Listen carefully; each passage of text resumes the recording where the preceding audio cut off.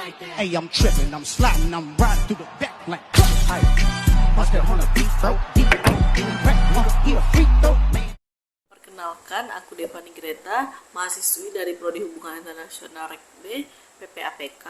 Dalam video ini aku akan mempresentasikan hasil pekerjaanku untuk memenuhi UTS dari mata kuliah Masalah Minoritas dan Integrasi Nasional. Masuk ke pembahasan pertama mengenai profil minoritas Tionghoa di Indonesia. Yang pertama-tama mengenai bahasa. Mayoritas keturunan Tionghoa di Indonesia berasal dari nenek moyang yang berasal dari daerah Guangdong atau Kanton, Hokkien, dan Hainan. Sehingga dialek yang dipakai adalah dialek Hokkien, dialek Teochew, dialek Kanton, serta dialek Hakka. Ini juga menunjukkan keberagaman identitas budaya di dalam komunitas Tionghoa di Indonesia. Saya sendiri merupakan suku Tionghoa dan tumbuh dalam keluarga yang menggunakan bahasa Teochew dan bahasa Kek di sini. Dan banyak di Pontianak juga yang lebih cenderung menggunakan Teochew. Jika di daerah lain di Kalimantan Barat yaitu Singkawang, saya banyak menemukan bahwa teman-teman di sana banyak menggunakan dialek Hakka. Selanjutnya mengenai pakaian dan adat istiadat. Masyarakat Tionghoa di Indonesia masih melestarikan beberapa tradisi budaya Tionghoa seperti perayaan Imlek, Cap Gome, serta adat dan ritual tradisional yang dipengaruhi budaya Tionghoa, walaupun ada juga unsur perpaduan budaya lokal dari Indonesia. Mereka mayoritas menganut agama Katolik dengan tradisi turun-temurun yang diwariskan oleh nenek moyang. Baik, kita masuk pada penjelasan selanjutnya.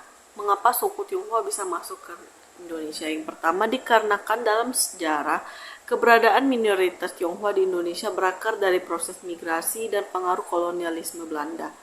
Sebagai penyatuan wilayah Indonesia, negara kesatuan didasarkan pada faktor geografi dan politik. Namun, di komunitas Tionghoa adalah bagian dari bangsa karena tinggal dan menetap secara turun-temurun di wilayah Indonesia.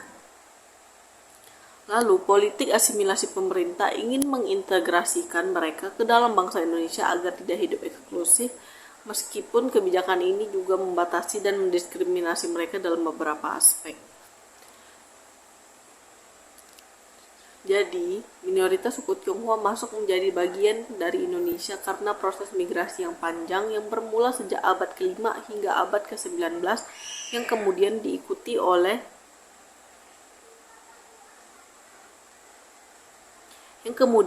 oleh pemerintahan kolonial dan proses politik pembentukan negara.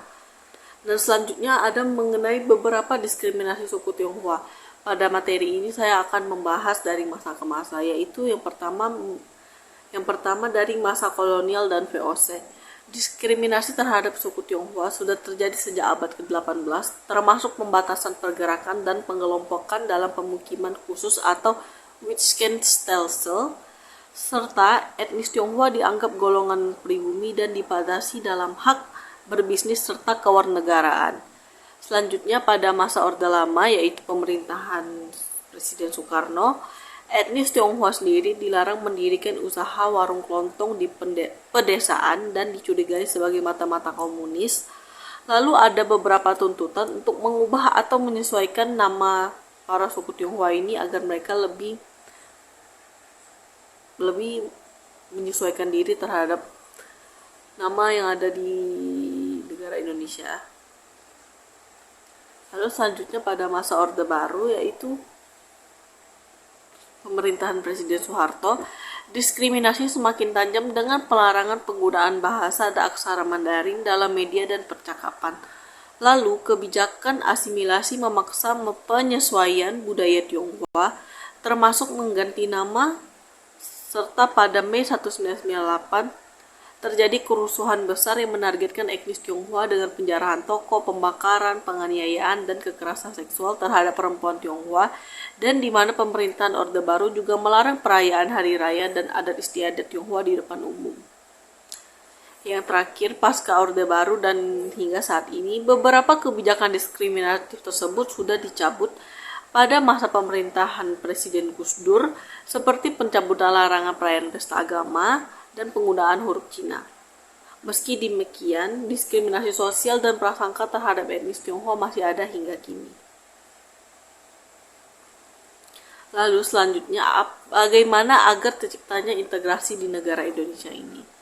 Yang pertama, pemerintah mengeluarkan kebijakan asimilasi untuk menghindari pola hidup eksklusif etnis Tionghoa, misalnya anjuran penggantian nama yang seperti yang teman-teman tahu, bahkan di keluarga saya sendiri masih ada orang tua saya atau kakek nenek saya menggunakan bahasa Mandarin, atau bahasa yang masih terkesan ada unsur Cina-Cinanya.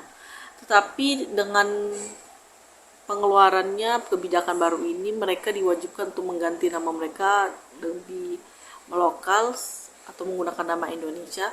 Dan pada zaman sekarang sudah tidak banyak orang-orang dengan etnis Tionghoa yang menggunakan nama Cinanya lagi. Lalu selanjutnya, setelah reformasi 1998, pemerintah lebih membuka ruang bagi pelestarian budaya etnis Tionghoa dan hak mereka diakui kembali.